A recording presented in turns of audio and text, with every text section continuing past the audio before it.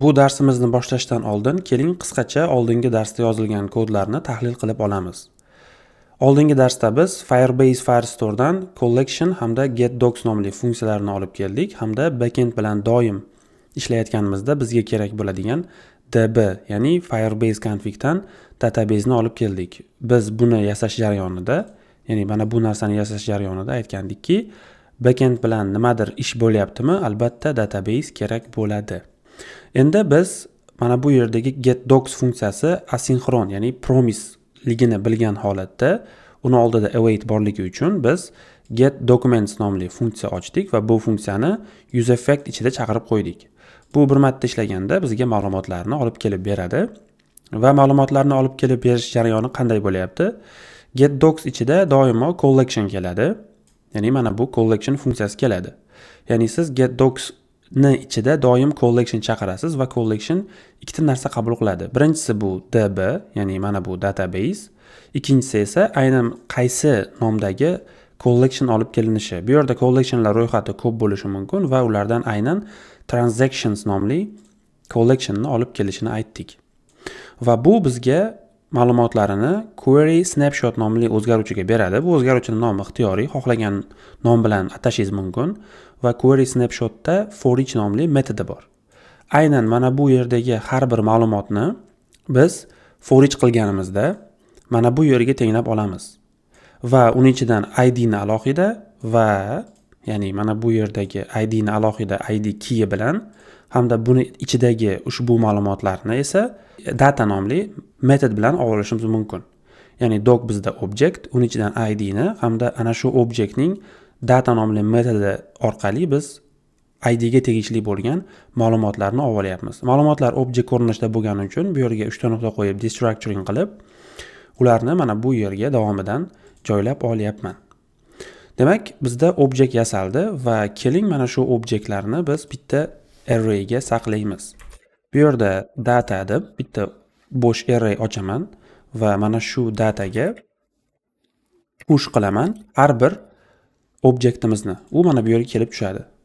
Va bu yerda biz bitta, misol uchun bizda transactions nomli array bo'ladi va set transactions nomli use state ochamiz va use state ichiga bo'sh array berib turamiz hozircha va transactions ni mana bu array ga tenglab olingani hisoblanadi, ya'ni bu bunga teng va bizda set transactions orqali mana bu yerga ma'lumotlarni saqlaymiz.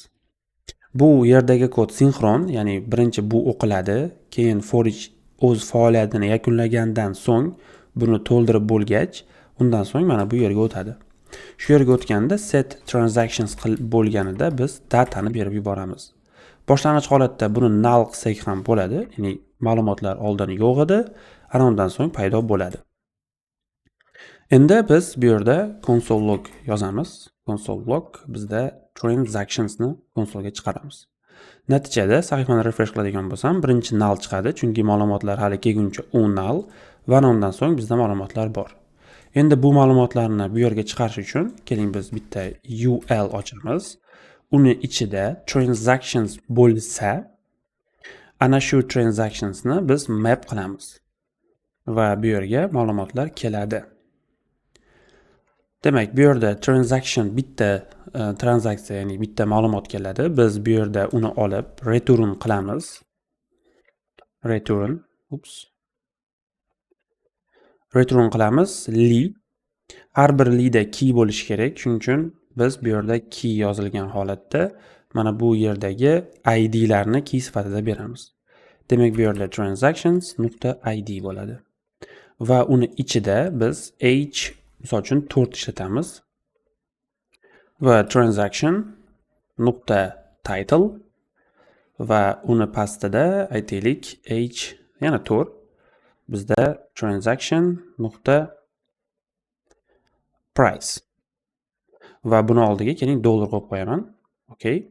Va bizda mana for TV 500, book 700 chiqyapti. Bular albatta bizda display block bo'lgani uchun yonma-yon bo'lmayapti. Biz bu yerga style berish orqali, ya'ni biz display flex qilib qo'yamiz buni va bular yonma-yon bo'ladi. o'rtasiga agar ikki nuqta qo'yib qo'yadigan bo'lsak, mana ikki nuqtani ham flexga oldik.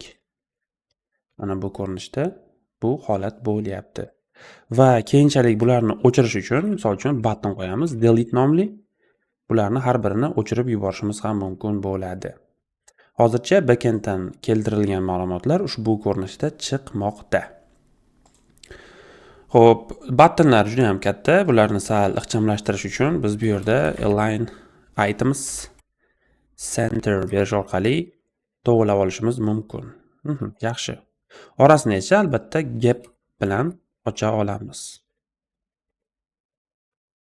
Qisqacha tushunarli bo'lishi uchun men CSS yozdim. Buni aslida yozish shart emas, lekin tushunarli bo'lishi uchun yozilgan CSS hisoblanadi. Xo'p, yana bir marta qaytarib o'taman. getDocs bizda asinxron, ya'ni await kutadi. Ma'lumotlarni collection database'dan mana shu transactions nomli ma'lumotlarni olib kelib bu yerga beradi. Bu qaysidir ma'noda bir array bo'lmagan, object bo'lmagan qandaydir turdagi ma'lumot va ana shu ma'lumotni biz for each qilamiz. Ichidagi har bir ma'lumotni doc bu yerga olib kelib beradi. Biz undan id ni hamda ma'lumotlarni olish uchun doc.data, ya'ni data nomli metodini ishga tushiramiz. Va bularni bitta arrayga push qilib, joylab, mana ularni keyin mana bu yerdagi useState ga saqlaymiz. useState nulldan arrayga o'zgarganda esa biz ularni maplab UI ga mana bu ko'rinishda displayni chiqarmoqdamiz. Demak, biz bu yerda ularni delete qilib yuborishimiz mumkin bo'ladi. Ular yo'l-yo'lakay keyinchalik o'rganadigan narsalarimiz hisoblanadi. Menimcha bu holat tushunarli bo'ldi. Ya'ni biz ana endi UI ga olib kelingan ma'lumotlarimizni chiqarib ham oldik.